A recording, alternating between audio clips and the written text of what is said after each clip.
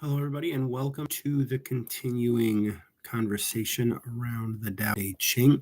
Today, we're looking at chapter 39, Unity. This one really kind of talks a lot about the idea of connectivity, right? So, balance, connection to everything, the unity that everything has. And I think unity is a really good word.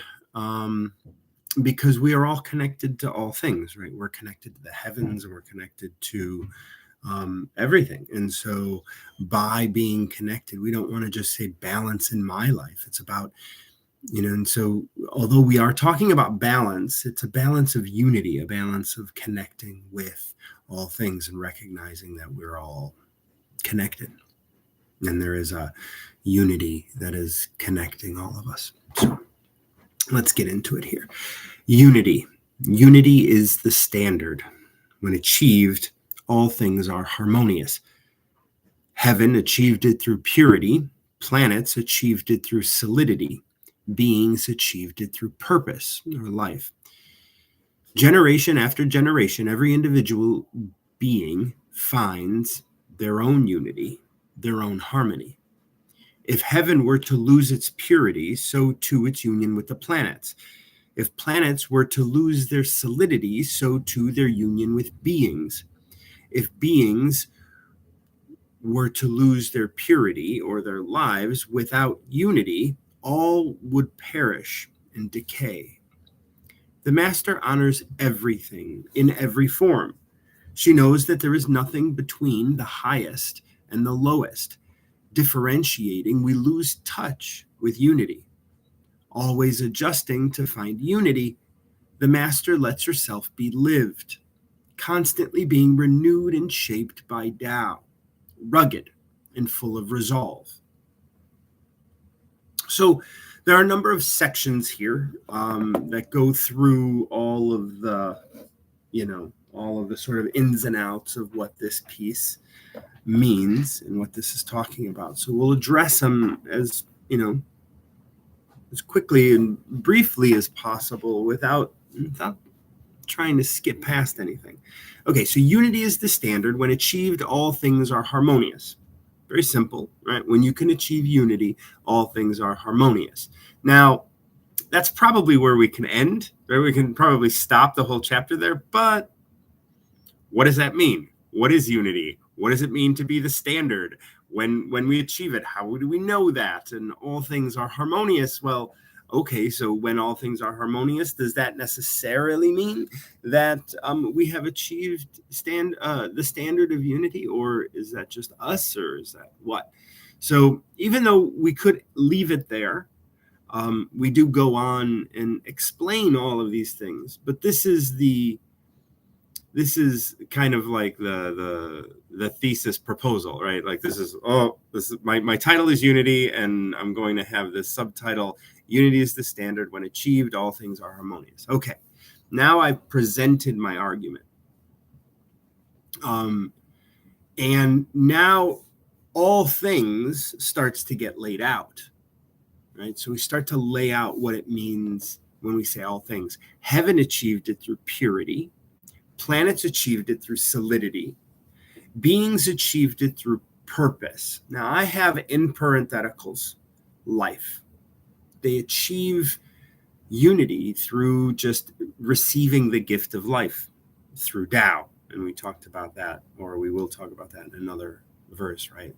Life is a gift received from Tao. So beings achieve it through purpose or life.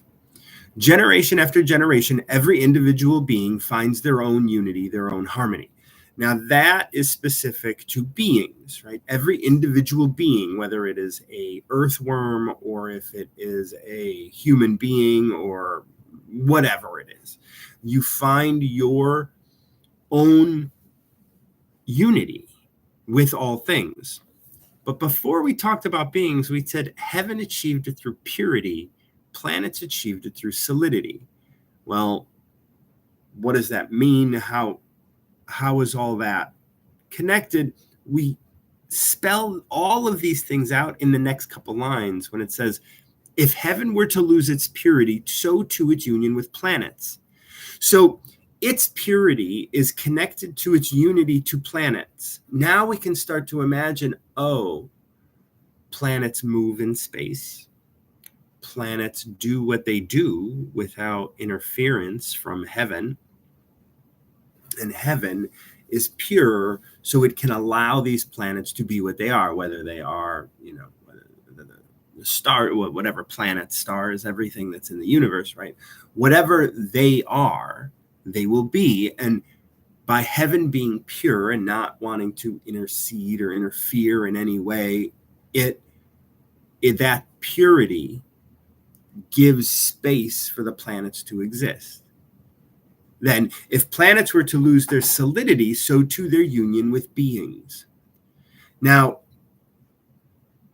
solidity and the union with beings they have is like Earth, right? Like it's solid, and so we have a connection to the planet. And the planet is like one of its purposes for this time is to house humans or beings of all sorts.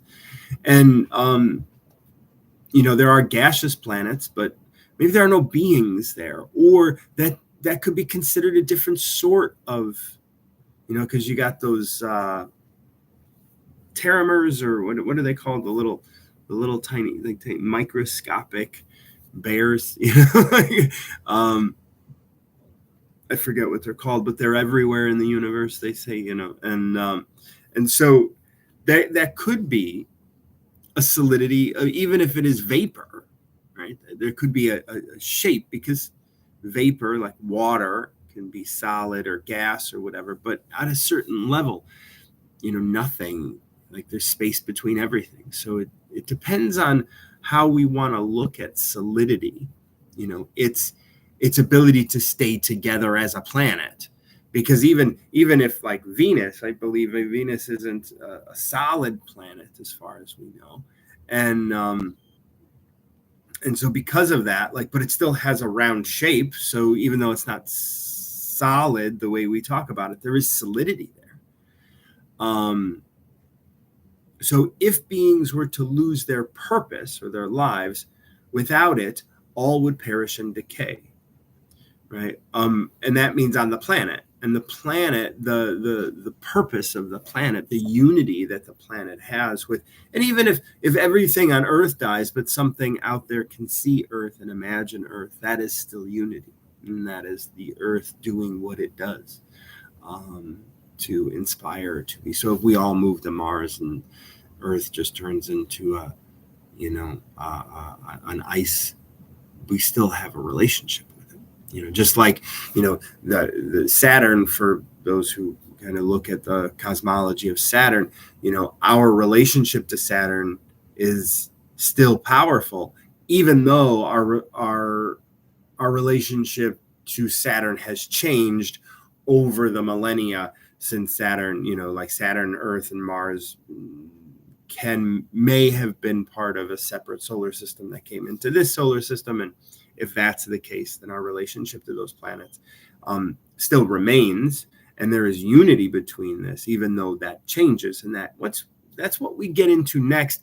The master honors everything in its form. So the master, once again, in Tao, we talk about the master as the one who has achieved some level of understanding of the universe and how the universe works, and you honor everything in every form. So no matter if you honor a person or a being or a planet or the heavens as what it is, you just honor it as it is, which means you have to be able to see it as it is. She knows that nothing is between the highest and lowest. So you, just like heaven, have a purpose to be united with everything. And there is no difference between what you have to do and what heaven has to do. And so be connected, be unified, be together with all the things that are out there.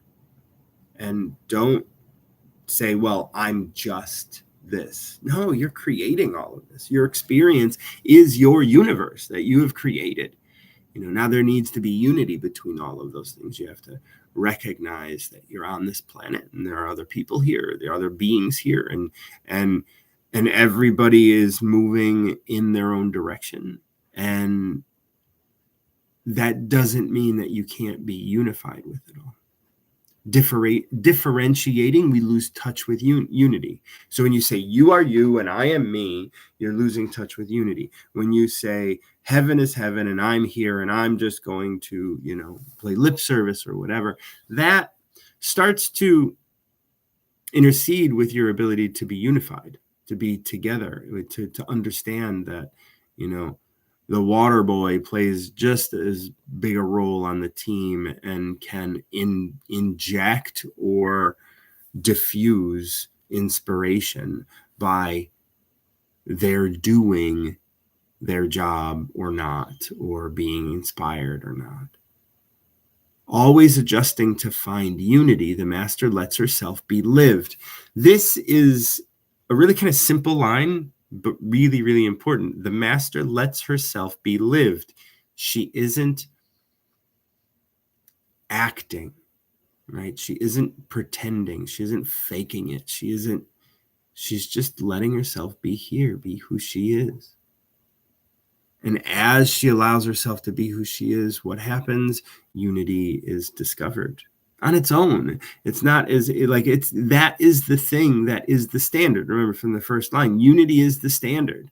If you stop injecting influence, if you stop injecting your desires, if you stop injecting your wants, well, then unity is going to be found. Always adjusting to find unity, the master lets herself be lived. So what does that mean, adjusting to find unity? Well, there's action and there's stillness and there's meditation and there's work and there's all these other things. And every moment there's going to be an adjustment. It's like balancing, right? Like on one foot. There's always constantly little adjustments. Constantly being renewed and shaped by Tao, rugged and full of resolve. So that's where we end, right? Constantly being renewed and shaped by Tao, rugged and full of resolve. I'm going to be here. And I'm going to experience this. No matter what this is the thing that's changing me. I am constantly searching for unity to all things. I can sit and I can be heaven. And I can sit and I can be in the planet. And I can sit and I can be in my body. And I can be in society. And I can experience all things without having to do anything. And that's Unity, chapter 39. Thank you so much for joining me. I hope you'll join me again next time. And until next time, keep recovering yourself.